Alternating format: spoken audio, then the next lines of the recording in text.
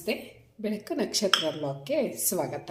ನೀವೇನಾದರೂ ನನ್ನ ಚಾನಲ್ಗೆ ಹೊಸಬ್ರಾಗಿದ್ದರೆ ಪ್ಲೀಸ್ ಸಬ್ಸ್ಕ್ರೈಬ್ ಮಾಡಿಕೊಂಡು ವೀಡಿಯೋಸ್ನ ನೋಡಿ. ಸಬ್ಸ್ಕ್ರೈಬ್ ಆಗಿರೋರು ಸುಧಾ ವೀಡಿಯೋಸ್ನ ನೋಡಿ. ನಾನು ಇವತ್ತಿನ ದಿನ ತೊಂಡೆಕಾಯಿ ಪಲ್ಯ ಮಾಡ್ತಾಯಿದ್ದೀನಿ. ಆ ತೊಂಡೆಕಾಯಿ ಪಲ್ಯಕ್ಕೆ ಈ ರೀತಿ ಉದ್ದುದ್ದವಾಗಿ ಕಟ್ ಮಾಡಿ ಇಟ್ಕೋಬೇಕಾಗುತ್ತೆ. ನಂತರ ಇದು ಒಂದು 1/4 kg ತೊಗೊಂಡಿದ್ದೀನಿ ನಾನು. ನಂತರ 2 ಈರುಳ್ಳಿ ಆದರೆ ಸಾಕಾಗುತ್ತೆ. ನೀವು ಸಣ್ಣದಾಗಾದರೂ ಕಟ್ ಮಾಡ್ಕೊಳ್ಳಿ ಅಥವಾ ದೊಡ್ಡದಾಗಾದರೂ ಕಟ್ ಮಾಡ್ಕೊಳ್ಳಿ. ನಾನು ಮಗಳಿಗೆ ಕಟ್ ಮಾಡು ಅಂತ ಬಿಟ್ಟಿದ್ದೆ, ಹಾಗಾಗಿ ಈ ರೀತಿ ಕಟ್ ಮಾಡಿಕೊಂಡವಳೆ. ಈಗ ಇವೆರಡು ಐಟಮ್ ಆಯಿತು. ಈಗ ಮಾಡೋ ವಿಧಾನನ ನೋಡ್ಕೊಂಡು ಬರೋಣ ಹೇಗೆ ಮಾಡ್ತೀನಿ ಅಂತ. ನಾನಿವತ್ತು ತೊಂಡೆಕಾಯಿ ಪಲ್ಯನ ನಾನು ನಿಮ್ಮ ಜೊತೆ ಶೇರ್ ಮಾಡ್ತಾಯಿದ್ದೀನಿ. ನಾನಿಲ್ಲಿ ಒಂದು ಬಾಣಲಿ ಇಟ್ಕೊಂಡಿದ್ದೀನಿ. ಆ ಬಾಣಲಿಗೆ ಒಂದು 2 ಸ್ಪೂನಷ್ಟು ಎಣ್ಣೆ ಹಾಕ್ಕೋಬೇಕಾಗುತ್ತೆ.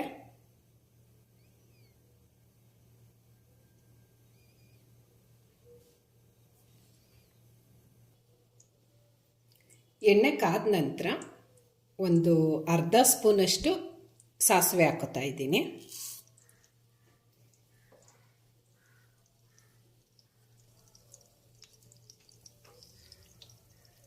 ಒಂದು ಅರ್ಧ ಸ್ಪೂನಷ್ಟು ಜೀರಿಗೆ,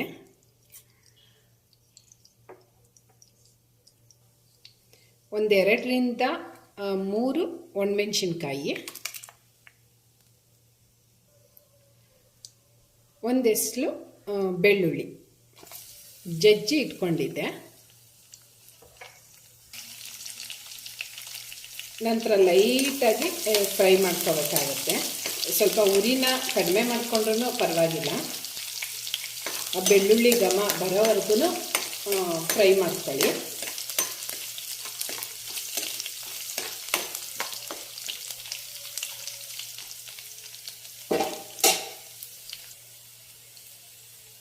ನಂತರ ಈರುಳ್ಳಿ ಕಟ್ ಮಾಡಿ ಇಟ್ಕೊಂಡಿದ್ವಲ್ಲ, ಆ ಈರುಳ್ಳಿನೂ ಹಾಕ್ಕೋಬೇಕಾಗುತ್ತೆ. ಈರುಳ್ಳಿ ಹಾಕ್ಕೊಂಡಿದ್ದ ನಂತರ ಸ್ವಲ್ಪ ಫ್ರೈ ಮಾಡ್ಕೊಳ್ಳಿ.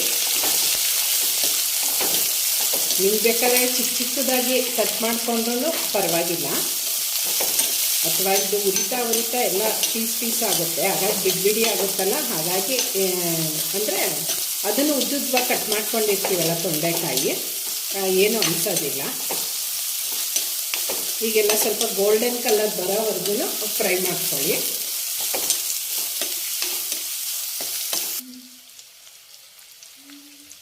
ನಂತರ ಕರಿಬೇವು ಹಾಕ್ಕೋತಾ ಇದ್ದೀನಿ. ಈ ಈರುಳ್ಳಿ ಎಲ್ಲ ಫ್ರೈ ಮಾಡೋ ಟೈಮಲ್ಲಿ ಹಾಕ್ಕೊಂಡ್ರೆ ಅದ್ರ ಕಲರ್ ಚೇಂಜ್ ಆಗೋಲ್ಲ, ಮತ್ತು ಅದ್ರ ಘಮ ಹಾಗೇ ಇರುತ್ತೆ ಅನ್ನೋ ಕಾರಣಕ್ಕೆ ಈರುಳ್ಳಿ ಎಲ್ಲ ಹಾಕಿದ ನಂತರ ನಾನು ಕರಿಬೇವು ಹಾಕ್ಕೋತಾ ಇದ್ದೀನಿ. ಈಗ ನಿಧಾನವಾಗಿ ಚೆನ್ನಾಗಿ ಫ್ರೈ ಮಾಡ್ಕೋಬೇಕಾಗುತ್ತೆ.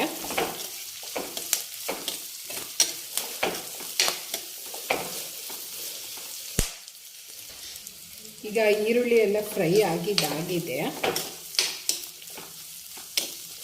ನಂತರ ಈಗ ತೊಂಡೆಕಾಯಿ ಕಟ್ ಮಾಡಿ ಇಟ್ಕೊಂಡಿದ್ವಲ್ಲ, ಆ ತೊಂಡೆಕಾಯಿನ ಹಾಕ್ಕೋಬೇಕಾಗುತ್ತೆ. ತೊಂಡೆಕಾಯಿ ಹಾಕಿದ ನಂತರ ಎಲ್ಲ ಚೆನ್ನಾಗಿ ಮಿಕ್ಸ್ ಮಾಡಿಕೊಂಡು ಎಣ್ಣೆನಲ್ಲೇ ಉರಿಬೇಕು.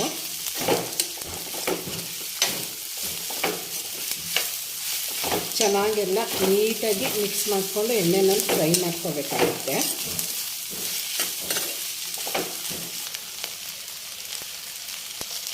ನಂತರ ಈಗ ರುಚಿಗೆ ತಕ್ಕಷ್ಟು ಉಪ್ಪು ಹಾಕ್ಕೋಬೇಕಾಗುತ್ತೆ.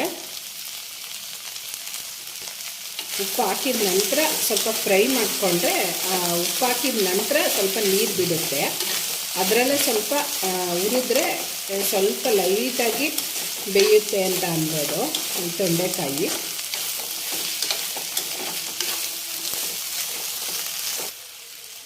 ಈಗ ಒಂದು ಅರ್ಧ ಸ್ಪೂನಷ್ಟು ಅರಿಶಿನ ಹಾಕೋತಾ ಇದ್ದೀನಿ. ಅರಿಶಿನ ಹಾಕಿದ ನಂತರ ಸ್ವಲ್ಪ ಫ್ರೈ ಮಾಡ್ಕೊಳ್ಳಿ, ಯಾಕಂದರೆ ಅರಿಶಿನ ಎಲ್ಲ ತೊಂಡೆಕಾಯಿಗೂ ಅಂದರೆ ಮಿಕ್ಸ್ ಆಗಬೇಕು ಅನ್ನೋ ಕಾರಣಕ್ಕೆ.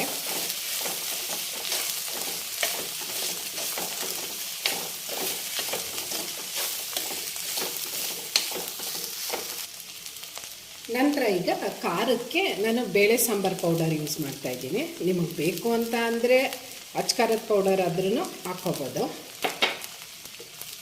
ಈಗೆಲ್ಲ ನೀಟಾಗಿ ಮಿಕ್ಸ್ ಮಾಡ್ಕೋಬೇಕಾಗುತ್ತೆ. ನಿಮ್ಮ ಖಾರಕ್ಕೆ ಎಷ್ಟು ಬೇಕೋ ಅಷ್ಟು ಹಾಕ್ಕೊಳ್ಳಿ. ಈಗೆಲ್ಲ ಇನ್ನೊಂದ್ಸಲ ನೀಟಾಗೆಲ್ಲ ಹುರ್ಕೊಂಡು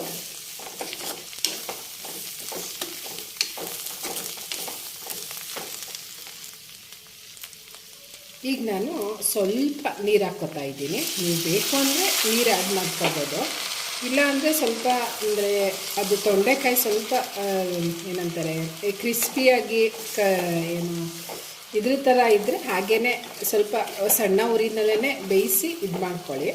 ಈಗ ಸ್ವಲ್ಪ ಸಾಫ್ಟಾಗಿ ಏನಾದರೂ ಬೇಯಿಸ್ಬೇಕು ಅಂತ ಅಂದರೆ ಸ್ವಲ್ಪ ಲೈಟಾಗಿ ನೀರು ಹಾಕ್ಕೊಂಡು ಒಂದು ಲಿಡ್ಡು ಕ್ಲೋಸ್ ಮಾಡ್ಕೊಂಡ್ರೆ ನಿಧಾನ ಉರಿನಲ್ಲೇ ಚೆನ್ನಾಗಿ ಬೇಯುತ್ತೆ.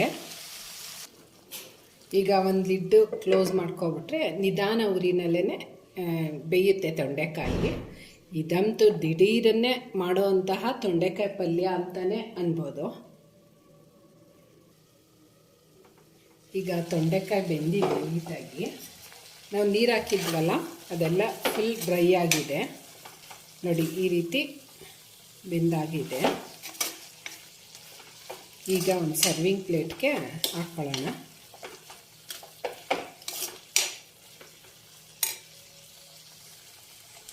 ಈಗ ಒಂದು ಸರ್ವಿಂಗ್ ಪ್ಲೇಟ್ಗೆ ಹಾಕ್ಕೊಂಡು ಸರ್ವ್ ಮಾಡ್ಕೊಳ್ಳೋಣ. ಪರ್ಫೆಕ್ಟಾಗಿ ಚೆನ್ನಾಗಿ ಬೆಂದಿದೆ. ದಿಢೀರ್ನೇ ಮಾಡುವಂತಹ ತೊಂಡೆಕಾಯಿ ಪಲ್ಯ ರೆಡಿಯಾಗಿದೆ. ಒಂದು 10 ನಿಮಿಷದಲ್ಲಿ ಆಗುತ್ತೆ ಇದು ಪಲ್ಯ. ನೋಡಿ, ಪರ್ಫೆಕ್ಟಾಗಿ ಚೆನ್ನಾಗಿ ಬೆಂದಿದೆ. ಬಿಸಿ ಬಿಸಿಯಾದ ತೊಂಡೆಕಾಯಿ ಪಲ್ಯ ರೆಡಿಯಾಗಿದೆ. ನೀವೂ ಒಮ್ಮೆ ಮಾಡ್ಕೊಂಡು ನೋಡಿ. ಚೆನ್ನಾಗಿದ್ದರೆ ಕಮೆಂಟ್ ಬಾಕ್ಸಲ್ಲಿ ತಿಳಿಸಿ. ಮತ್ತು ನಿಮ್ಮ ಕಡೆ ಯಾವ ರೀತಿ ಮಾಡ್ತೀರಾ ಅನ್ನೋದನ್ನು ತಿಳಿಸಿ. ಸಬ್ಸ್ಕ್ರೈಬ್ ಮಾಡಿಕೊಂಡು ವೀಡಿಯೋಸ್ನ ನೋಡಿ. Thank you.